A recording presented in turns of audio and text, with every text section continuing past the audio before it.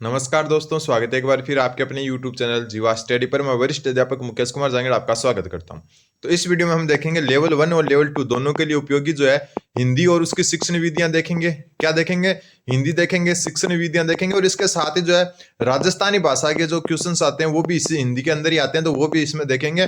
Channel पर नहीं तो चैनल को सब्सक्राइब कर सकते हो। और आज से जो है हम नया रूल स्टार्ट कर रहे हैं। सुबह आपकी जो हिंदी या साइकोलॉजी की क्लास आएगी और शाम को जो है आपको जो क्लास आती है उसमें जो है आपके सब्जेक्ट की क्लास आएगी, चाहे वो लेवल 1 की मैथ की आए, ईवीएस की आए, या एसएसटी लेवल 2 की आए, या साइंस मैथ की आए। ठीक है, तो शाम को आपकी सब्जेक्ट की क्लास, सुबह आपकी हिंदी और साइकोलॉजी जो लगभग सभी स्टूडेंट की होती है उसकी क्लास आएगी। तो आज का पहला क्वेश्चन है कि गद्यांश में प्रयुक्त निम्न में से कौन सा शब्द प्रत्यय रहित है, मतलब जिसमें प्रत्यय नहीं है। तो सबसे पहले हम भारतीय की बात करें, अपना स्कोर जरूर देखें, पहले खुद ही सॉल्व करने की कोशिश करें। तो भारतीय में जो है आपका ईए प्रत्यय है। कौन सा प्रत्यय है? ईए प्रत्यय। कर्तव्य, कर्तव्य में आपका त्वय प्रत्यय है। कौन सा प्रत्यय है?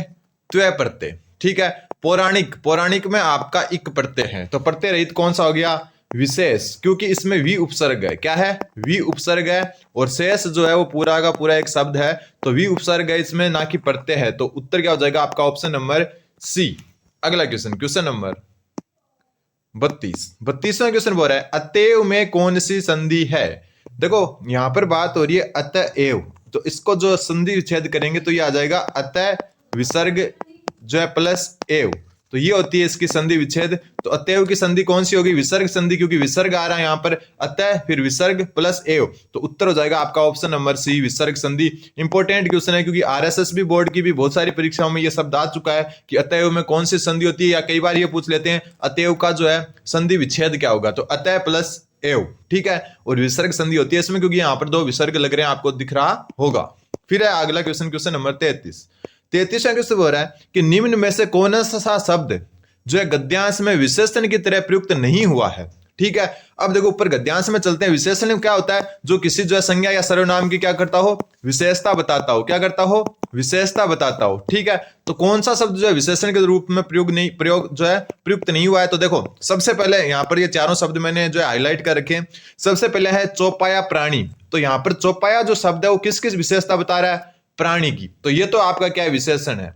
फिर है पौराणिक, पौराणिक काल किसकी विशेषता बता रहा है? काल की। कौन बता रहा है? पौराणिक। तो पौराणिक भी क्या हो गया आपका?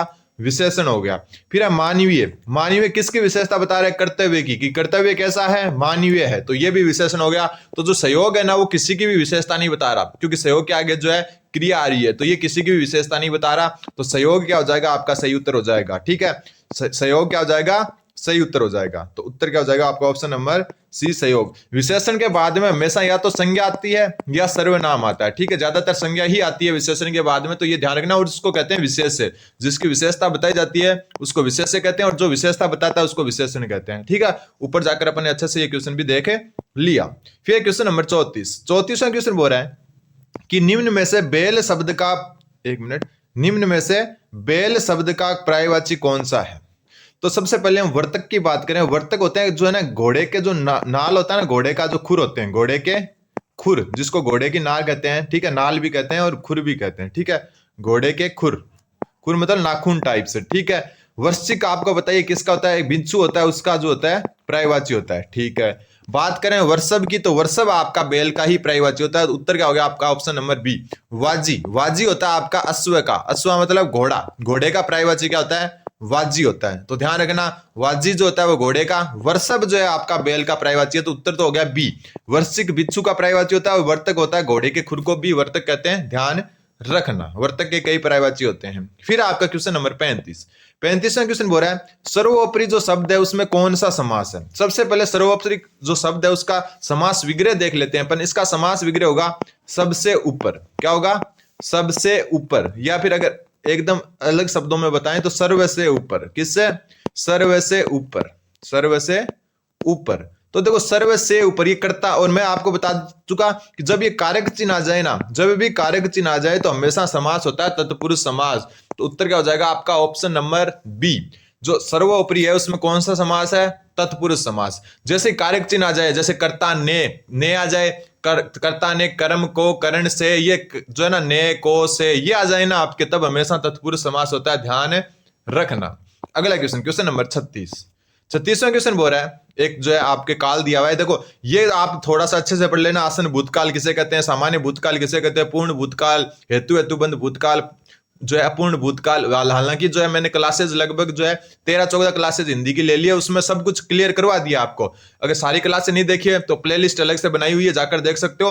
अब देखो ये क्वेश्चन आपको आ जाना चाहिए अब तो, कि वह किंग करते हुए मुड सा हो गया। यहां पर लास्ट शब्द को देखो, हो गया, ठीक है, हो गया। इसको वर्तमान काल मत समझना, हो गया मतलब बीत गया, तो वर्तमान काल तो आएगा नहीं, तो ये तो कैंसिल हो गया, हो गया। सामान्य देखो आसन भूतकाल में मैंने आपको बताया था जो क्या अभी अभी घटित हुआ हो, और ये जो है ना इसमें ना है आता है लास्ट में, है आते हुए भी क्या होता है, ये भूतकाल होता है। जैसे मैं अभी इंसार से आया हूं, मैं अभी इंसार से आया हूं, ये इंसार से आया हूं, ये लग तो ऐसा रहा है कि वर्तमान काल है, लेकिन आया हूं मतलब आ चुका हूं, तो इसका मतलब क्या हो गया, ये होता है आपका आसन भूतकाल, जो क्या है वर्तमान काल जैसा दिखता है, तो ध्यान रखना। फिर बात आती है पूर्ण भूतकाल की। पूर्ण भूतकाल में जो है ना आपके था, थी, ये शब्द आते हैं, ठीक है, था, थी, अगर ये हो जाए ना तब आपका पूर्ण भूतकाल के चांस बनते हैं। तो यहां क्या हो जाएगा आपका सामान्य भूतकाल, ठीक है। लग रहा होगा आपको कि यार जो है वर्तमान काल है, लेकिन वर्तमान काल नहीं है, ध्यान रखना। उत्तर क्या हो जाएगा सामान्य भूतकाल। इनको अच्छे से पढ़ लेना, थोड़ा सा ये टॉपिक थोड़ा कंफ्यूजिंग है, ठीक है। अगला क्वेश्चन, क्वेश्चन नंबर 37। 37वां क्वेश्चन बोल रहा है कि गद्यांश में निम्न में से कौन सा जो है, सॉरी, गद्यांश में निम्न में से बहुवचन के रूप में जो है कौन सा प्रयुक्त हुआ है। एक तो लहू है, एक दरखत है और एक पांव है। तो ऊपर जाकर गद्यांश में देखते हैं कि कौन सा बहुवचन के रूप में जो है प्रयुक्त हुआ है। देखो मैंने हाईलाइट कर रखा है। सबसे पहले जो लहू वाला देख लेते हैं कि सत विकसत सीने से लहू की बहती धार, लहू की बहती धार, तो लहू की बहती धार ये क्या है आपका लहू, यहां पर क्या हुआ है एक वचन में प्रयुक्त हुआ है, किसमें, एक वचन में, ठीक है। फिर देखो भेड़िए का सिर दरखत से टकरा कर लहू लुहान हो गया, दरखतों से टकरा कर नहीं हुआ, दरखत से, तो ये भी किस में हुआ है, एक वचन में प्रयुक्त हुआ है, ठीक है। अब बात करते हैं अपन पांव की, किसकी, पांव की करते हैं। तो देखो भेड़िए के पांव उखड़, आगे देखो एक मिनट, भेड़िए के पांव देखो थोड़ा छोटा करना पड़ेगा, भेड़िए के पांव उखड़ गए, तो किस में प्रयुक्त हो रहा है, बहुवचन में। पांव शब्द किस में हो रहा है, बहुवचन में, क्योंकि भेड़िए का पांव उखड़ गया ऐसा नहीं लिखा हुआ, भेड़िए के पांव उखड़ गए, मतलब एक से अधिक पांव होते हैं। तो जो है उत्तर क्या हो जाएगा आपका, इसमें उत्तर हो जाएगा ऑप्शन नंबर जो है बी, पांव। ऐसा आप जो है गद्यांश में देखकर जो है उत्तर दे सकते हो इसका। फिर आता है आपका क्वेश्चन नंबर 38। निम्न में से स्त्रीलिंग शब्द को छांटिए। भेड़िया, तो भेड़िया तो आपको पता ही क्या है, पुल्लिंग है, तो ये तो आपका पुल्लिंग है। सींग, सींग भी पुल्लिंग है, नाम से पता चल रहा है। फिर आता है अवसर। हम कहते हैं ना कि जो है अब की बार तेरे को ये अवसर मिल जाएगा, तेरे को ये अवसर मिल जाएगी नहीं कहते हैं, अवसर मिल जाएगा कहते हैं। तो ये भी क्या आपका पुल्लिंग, तो बचा कौन, धार, ठीक है। धार जो शब्द है वो क्या है, स्त्रीलिंग है, ठीक है। पढ़ने में ऐसा लग रहा होगा कि यार ये तो मतलब पुल्लिंग है लेकिन स्त्रीलिंग है, ठीक है। धार शब्द को आप कोई भी वाक्य में प्रयोग करके देखोगे तो जो है मतलब आपको स्त्रीलिंग ही मिलेगा, ठीक है। इसकी धार वैसी नहीं रही, इसका धार वैसा नहीं रहा, ऐसा नहीं कहते, तो धार क्या होगी आपकी, जो है स्त्रीलिंग हो गया। तो उत्तर हो जाएगा ऑप्शन नंबर डी। फिर है आपका क्वेश्चन नंबर 39 कि निरीह बकरी के आगे भाग खड़ा होना उसे कुछ जंचा नहीं। रेखांकित शब्द का अर्थ क्या है, तो रेखांकित शब्द आपका कौन सा, निरीह है। और निरीह शब्द का जो मतलब जो आपका अर्थ होता है वो होता है बेचारी, मतलब भेड़िया जो है, ऊपर अपन पढ़ चुके हैं जो गद्यांश की, भेड़िया जो है बेचारी बकरी के आगे भाग खड़ा होना उसे कुछ जंचा नहीं, तो यहां पर क्या हो जाएगा आपका बेचारी, ठीक है। ये कुछ शब्द आपको ध्यान है रखने। अब थोड़ा सा राजस्थानी भाषा जो आपके जुड़ी है ना, वो लगभग हिंदी में ही उसके 1 से 2 क्वेश्चन आएंगे। तो देखो राजस्थानी भाषा का जो ये प्रश्न है बहुत अच्छा प्रश्न है कि राजस्थानी शब्द रेवाड़ो किसके लिए प्रचलित है, ठीक है। एक रेवाड़ो शब्द है वो जो है किसके लिए प्रयुक्त होता है, राजस्थानी भाषा का शब्द है रेवाड़ो, ठीक है। अपन जैसे जो है कई जो राजस्थान में जैसे जो है शेखावाटी के आसपास राडो राडो करते हैं ना अपन, राडो राडो, राडा क्या होता है, भेड़ और बकरियों को रखने का स्थान होता है, ध्यान रखना। उसी को जो है एकदम शुद्ध रूप में रेवाड़ा या फिर रेवाड़ो कहते हैं। और भेड़ बकरियों का जो समूह होते हैं उसको कहते हैं रेवड़, क्या कहते हैं, रेवड़। दोनों में जो है अंतर है, ध्यान रखना, ठीक है। रेवाड़ो जिसको राडो राडो भी कहते हैं, जो है अपभ्रंश से ये रेवाड़ा से जो है राडो राडो बन गया। और राडो मतलब भेड़ बकरियों को रखने का स्थान, और रेवड़ मतलब भेड़ बकरियों का समूह, ठीक है। ये आपको ध्यान रखना है। तो उत्तर हो जाएगा इसका ऑप्शन नंबर बी। फिर क्वेश्चन नंबर 41। 41वां क्वेश्चन बोल रहा है हर एक क्षेत्र में अलग भाषा बोली जाती है, वाक्य का प्रकार कौन सा है? क्या वो कर्मवाच्य है, भाववाच्य है या कर्तवाच्य है? ठीक है, कर्म प्रधान या कर्मवाच्य भी कहते हैं इसको। तो देखो सबसे पहले ध्यान रखना, जो कर्तवाच्य है या कर्ता प्रधान या कर्तवाच्य कह देते हैं अपन, कर्तवाच्य होता है ना, इसमें जो है सकर्मक व अकर्मक दोनों क्रियाएं पाई जाती है। सकर्मक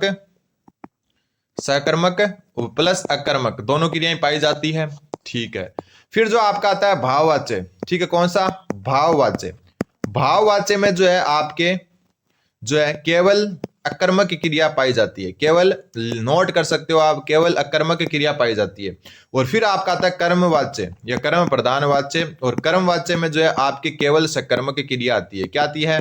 केवल सकर्मक क्रिया आती है। तो यहां पर यह पूछा है आपका कि हर एक क्षेत्र में अलग भाषा बोली जाती है।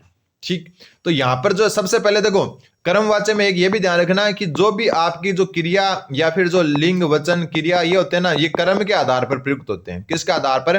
कर्म के आधार पर भाषा बोली जाती है, ये आपका क्या हो गया? कर्म हो गया। और इसी के आधार पर जो है आपका ये पूरा वाक्य है, तो ये आपका हो जाएगा कर्म प्रधान वाक्य। ध्यान रखना है, एक तो ये और एक वो भूतकाल वाला, आसन भूतकाल वाला, ये दो चीजें अच्छे से पढ़ लेना आप। तो इसका उत्तर क्या हो जाएगा आपका? Option number A. अगला क्वेश्चन, आपके कितने सही हो रहे हैं ये जरूर बताना। निम्न में से लाघव चिन्ह कौन सा है? मैं बहुत बार बार करवा चुका है इनको, लाघव चिन्ह। ठीक है, तो लाघव चिन्ह कौन सा है इसमें? तो लाघव चिन्ह होता है ये वाला, ऑप्शन नंबर सी इसका सही उत्तर हो जाएगा। जैसे हम लिखते हैं लाघव का मतलब कोई चीज को शॉर्ट में लिखना, जैसे डॉक्टर, और डॉक्टर का आगे ऐसे बिंदी लगा देते हैं, वही तो लाघव चिन्ह होता है। डॉक्टर लिखते हैं, पूरा डॉक्टर नाम नहीं लिखते, डो लिखकर आगे जो है जीरो सा कर देते हैं, और यही तो आपका क्या होता है? लाघव चिन्ह होता है। और ये जो 3 डॉट होते हैं इसको कहते हैं लोप चिन्ह। कौन सा चिन्ह? लोप चिन्ह। और ये देखो ये आपके लिए थोड़ा सा अलग हो सकता है, इसको कहते हैं, देखो अगर ये दो होते हैं ना ऐसे ऐसे, तब तो ये उद्धरण चिन्ह हो जाता है। क्या हो जाता? उद्धरण चिन्ह हो जाता। अगर एक ऐसे भी होता तब भी उद्धरण चिन्ह हो जाता, लेकिन यहां पर सिर्फ एक बार है, तो इसको कहते हैं पुनरुक्ति सूचक। क्या कहते हैं? पुनरुक्ति सूचक चिन्ह। पुनरुक्ति सूचक चिन्ह, ध्यान रखना। और ये जो है मैं बार बार बता चुका आपको, इसको कहते हैं हंस पद, या इसका दूसरा नाम है त्रुटि पूरक चिन्ह। कौन सा? त्रुटि पूरक चिन्ह, ये इसका नाम है। यहां से क्वेश्चन पक्का आता है, तो अच्छे से ध्यान ले, जो है पूरे के पूरे जो विराम चिन्ह है उनको देख लेना। फिर आता है क्वेश्चन नंबर 43। 43वां क्वेश्चन है कि हो सकता है सुबह तक इस समस्या का निदान हो जाए। हो सकता है सुबह तक इस समस्या का निदान हो जाए, ये वाक्य कौन सा है? तो इच्छावाचक भी नहीं है, विधिवाचक भी नहीं है। अब बात आती है संकेतवाचक, और संकेतवाचक कल की क्लास में अपन देख चुके हैं, इसमें क्या होता है? शर्त का बोध होता है, कि कोई जो है शर्त है उसका बोध होता है, तो वो होता है आपका संकेतवाचक। फिर है संदेहवाचक, तो ये संदेह हो सकता है, कोई कंफर्म नहीं है, मतलब कोई चीज होने पर अगर संदेह होता है ना, तब इसका प्रयोग करते हैं। इस मतलब हो सकता है, कंफर्म नहीं है, तो संदेह है, मतलब उत्तर क्या हो जाएगा आपका? Option number A. अगला क्वेश्चन, क्वेश्चन नंबर 44। 44वां क्वेश्चन बोल रहा है कि कुपात्र द्वारा श्रेष्ठ वस्तु का भोग करना। मतलब एक कुपात्र है, उस कोई वस्तु उसको श्रेष्ठ वस्तु मिल गई, मतलब उस वस्तु के लायक नहीं था वो, फिर भी वो वस्तु का भोग कर रहा है। तो कुपात्र द्वारा श्रेष्ठ वस्तु का भोग करना को दर्शाने वाली लोकोक्ति कौन सी है? तो घड़ी में तोला घड़ी में मासा, ये नहीं है। चोर की दाढ़ी में तिनका, ये नहीं है। छोटा मुंह बड़ी बात भी नहीं है। छछुंदर के सिर चमेली का तेल, ये है। मतलब छछुंदर के सिर में चमेली का तेल लगा दिया, मतलब छछुंदर जो है एक कुपात्र है, उसके पास जो चमेली का तेल यानी कि एक श्रेष्ठ वस्तु है। तो उत्तर क्या हो जाएगा आपका? Option number C. इनको तो आसानी से आप कर सकते हो। फिर निम्न में से कौन सा क्रिया विशेषण पदबंध का उदाहरण है? तो पदबंध मतलब क्या हो गया? कि जो क्रिया विशेषण पदबंध का मतलब कि क्रिया विशेषण की जगह प्रयुक्त, क्रिया विशेषण की जगह प्रयुक्त पद, उसको क्या कहते हैं? क्रिया विशेषण पदबंध। और क्रिया विशेषण पदबंध का एक बात ध्यान रख लेना आप, कि जो क्रिया विशेषण पदबंध है वो क्रिया की जो है विशेषता बताएगा। तो देखो, चतुर दिखने वाला तेज भाग चला, तो चतुर किसकी विशेषता बता रहा है? किसी व्यक्ति की बता रहा है, कि चतुर दिखने वाला, क्रिया की नहीं बता रहा। ठीक है, फिर देखो इसमें थोड़ा सा छोटा कर लेते हैं कि चतुर दिखने वाला सेम वही है, चतुर दिखने वाला रामू, तो यहां भी ये क्या है आपका? संज्ञा पदबंध है। क्या है? क्योंकि संज्ञा की विशेषता बता रहा है। ठीक है, फिर देखो रामू बहुत तेजी से भागा, बहुत तेजी किसका बता रहा है? भागा। भागा क्या है? क्रिया। तो उत्तर हो जाएगा ऑप्शन नंबर सी। यहां ही क्रिया विशेषण पदबंध है, क्योंकि क्रिया की विशेषता बताई जा रही है। यहां वापस जो चतुर रामू तेज भागा, तो यहां चतुर रामू यानी किसकी विशेषता बताई जा रही है? संज्ञा की। तो उत्तर हो जाएगा आपका ऑप्शन नंबर सी। अब थोड़े जो अगले 15 क्वेश्चन है आपके, वो है शिक्षण विधियों से। ध्यान रख लेना, बहुत अच्छे क्वेश्चन है, नोट कर लेना। अब देखो वह कौन सी शिक्षण विधि है जो लेखन व उच्चारण, ध्यान रखना, लेखन व उच्चारण में तो जो है प्रारंभिक स्तर के लिए और रचना शिक्षण में के लिए माध्यमिक स्तर के लिए उपयोगी है। मतलब शिक्षण विधि कौन सी है जो लेखन व उच्चारण में तो प्रारंभिक स्तर में काम आती है और रचना शिक्षण में माध्यमिक स्तर में काम आती है। बहुत अच्छा क्वेश्चन है, नोट कर लेना इस क्वेश्चन को। उत्तर होगा आपकी अनुकरण विधि। ठीक है, एक जो है यूनिक अच्छा क्वेश्चन है। उत्तर क्या हो जाएगा आपका अनुकरण विधि। अनुकरण विधि है वो लेखन और उच्चारण में तो प्रारंभिक स्तर में और रचना शिक्षण में माध्यमिक स्तर में काम आती है। विधि का नाम है अनुकरण विधि। फिर है क्वेश्चन नंबर 47वां क्वेश्चन बोल रहा है साहित्य की विविध विधाओं का ज्ञान प्राप्त करना। साहित्य की विविध विधाओं का ज्ञान प्राप्त करना भाषा शिक्षण की किस श्रेणी का उद्देश्य है। बात आ रही है ज्ञान प्राप्त करना, तो उत्तर क्या हो जाएगा ज्ञानात्मक पक्ष से। ठीक है, साहित्य की विविध विद्याओं का ज्ञान प्राप्त करना आपकी ज्ञानात्मक जो है श्रेणी से संबंधित है। फिर आता है व्याकरण शिक्षण की कौन सी विधि प्रयोग व सहयोग प्रणाली पर आधारित है। 4 बार करवा चुका कि प्रयोग व सहयोग प्रणाली आपकी आगमन विधि के 2 भाग होते हैं। और मैं वन लाइनर करवाए थे ना, वन लाइनर वाली क्लास आपने देखी होगी, तो उसमें भी जो है मैंने ये क्वेश्चन करवाया था कि आगमन विधि के 2 रूप होते हैं, प्रयोग प्रणाली और सहयोग प्रणाली। तो प्रयोग और सहयोग पर आधारित विधि कौन सी आपकी आगमन विधि। फिर आपका क्वेश्चन नंबर 49। एक बात वापस बता दूं मैं, आज से क्या होगा, सुबह आपको हिंदी या साइकोलॉजी की क्लास मिलेगी और शाम को सब्जेक्ट की क्लास मिलेगी, मैथ की और आपकी ईवीएस की, एसएसटी की। ठीक, क्वेश्चन नंबर 49 क्या बोल रहा है कि सुमेलित करना है। तो गद्य शिक्षण में क्या आपको कौन सी विधि या फिर कौन सा लेखन जो है काम में आता है। तो जो गद्य शिक्षण है उसमें काम आता है मौन वाचन। और मौन वाचन मतलब मन ही मन पढ़ना होता है ना, वो मौन वाचन आपका गद्य शिक्षण से संबंधित होता है। रचना शिक्षण से आपका संवाद लेखन। ठीक है, संवाद लेखन किससे होता है संबंधित, रचना शिक्षण से। व्याकरण शिक्षण से आगमन विधि संबंधित होती है। और पद मतलब कविता, और कविता में होता है रस, तो रस संवादन विधि पद शिक्षण की है। तो ध्यान रखना, जो उत्तर क्या हो जाएगा आपका, पहले का तो क्या हो गया 3, पहले का 3, इसका 3 हो गया, दूसरे का आपका 1 मिनट, पहले का 3, दूसरे का हो गया आपका 4, जो है तीसरे का हो गया 2 और चौथे का 1, 3 4 2 1। तो उत्तर हो जाएगा ऑप्शन नंबर डी। अगला क्वेश्चन नंबर 50वां क्वेश्चन अच्छा क्वेश्चन है। निम्नलिखित में से किस प्रणाली को स्वाध्याय विधि के नाम से भी जाना जाता है। तो ध्यान रखना, स्वाध्याय विधि के रूप में जो है डाल्टन विधि को जाना जाता है। कौन सी विधि को, डाल्टन विधि को। उत्तर हो जाएगा ऑप्शन नंबर डी। अगला क्वेश्चन नंबर 51वां क्वेश्चन देखना कि प्राथमिक स्तर पर सुनना व बोलना कौशल के विकास में कौन सी विधियां अधिक सहायक है। तो ये क्वेश्चन थोड़ा सा जो है आपका गलत हो गया था, लेकिन इसमें मैं आपको बता दूं कि सुनना और बोलना जो कौशल है उसके विकास के लिए आपकी विधि जो है ऑप्शन सी और ऑप्शन डी दोनों है। भूमिका निर्वाह मतलब क्या हो गया, रोल प्ले, किसी का रोल प्ले कर रहे हो तो आप बोलना सीख रहे हो, समाचार वाचन में भी क्या बोलना सीख रहे हो और सुनना सीख रहे हो। और वही भूमिका निर्वाह और बातचीत करना, ये दोनों ही इसके उत्तर हो जाएंगे। तो सुनना और बोलना जो कौशल है उसमें विधियां कौन सी अधिक सहायक है। तो भूमिका निर्वाह जिसको रोल प्ले कहते हैं और समाचार वाचन और बातचीत करना, ये जो है तीनों की तीनों इसमें शामिल है। फिर क्वेश्चन नंबर 52, असत्य कथन का चयन करना है। देखो भाषाई क्षमता का स्वरूप अमूर्त होता है, हो सकता है। देखते हैं, इधर है भाषाई व्यवहार, इधर क्षमता की बात हो रही है, तो भाषाई व्यवहार का स्वरूप जो अमूर्त होता है, बिल्कुल। फिर है भाषाई क्षमता का स्वरूप मूर्त होता है और भाषाई व्यवहार का आधार भाषाई क्षमता होती है। छोटा करना पड़ेगा। अब आपको देखो थोड़ा सा कॉमन सेंस लगाना है इस क्वेश्चन में, 52वें क्वेश्चन में। देखो एक बात यहाँ क्या हो रही है, भाषाई व्यवहार का स्वरूप मूर्त होता है, बिल्कुल होता है। और भाषाई व्यवहार का आधार भाषाई क्षमता होती है, बिल्कुल होता है। ये दो तो सही है। क्यों सही है कि यहां बोल रहा है कि भाषाई क्षमता क्या होती है, अमूर्त होती है, और यहां बोल रहा है भाषाई क्षमता क्या होती है, मूर्त होती है। मतलब कुल मिला के उत्तर तो इन दो में से ही होना है, क्योंकि एक ही चीज के बारे में 2 बातें कही गई है। तो ये चीज थोड़ी सी ध्यान रखना है आपको, एक ही चीज के बारे में 2 बात कह दी, मतलब एक सही है दूसरी गलत है। तो उत्तर जो आपको असत्य पूछा था, तो भाषाई जो क्षमता होती है अमूर्त होती है, ना कि मूर्त होती है। तो असत्य क्या हो गई, ऑप्शन नंबर डी, ध्यान रखना। फिर आपका क्वेश्चन नंबर 53, और 53वां क्वेश्चन भी मैं करवा चुका आपको कि जो गणनात्मक कौशल कौन सा है। और मैंने आपको कराया था LSRW, जो आपका क्रम है। L मतलब लिसनिंग मतलब सुनना, क्या हो गया, सुनना। स्पीकिंग, S मतलब स्पीकिंग मतलब बोलना। रीडिंग मतलब जो हो गया पढ़ना। और राइटिंग मतलब लिखना। ये जो है एक लाइन से याद रखना है।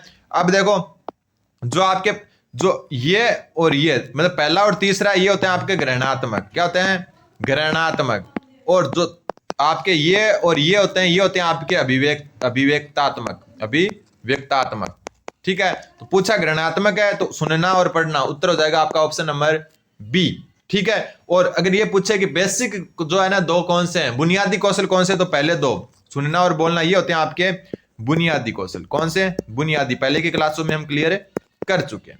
फिर आता है आपका क्वेश्चन नंबर 54, पाठ्य पुस्तक में विषय वस्तु का प्रस्तुतिकरण कैसा होता है, सूक्ष्म से स्थूल होता है, बिल्कुल नहीं, स्थूल से सूक्ष्म होता है। पहले बड़ी जानकारी देंगे फिर धीरे धीरे उसके कम मतलब छोटी छोटी जानकारियों की तरफ जाएंगे। ठीक है, उसके पूरा जड़ से निकालेंगे उसको। फिर अज्ञात से ज्ञात, गलत, ज्ञात से अज्ञात होता है। ठीक है, आदर्श से यथार्थ नहीं, यथार्थ से आदर्श होता है, तो ये भी गलत। तो बचा क्या, सरल से जटिल। पहले सरल चीजें सिखाई जाती है फिर धीरे धीरे जटिल की ओर बढ़ा जाता है, तो उत्तर क्या हो जाएगा आपका ऑप्शन नंबर बी।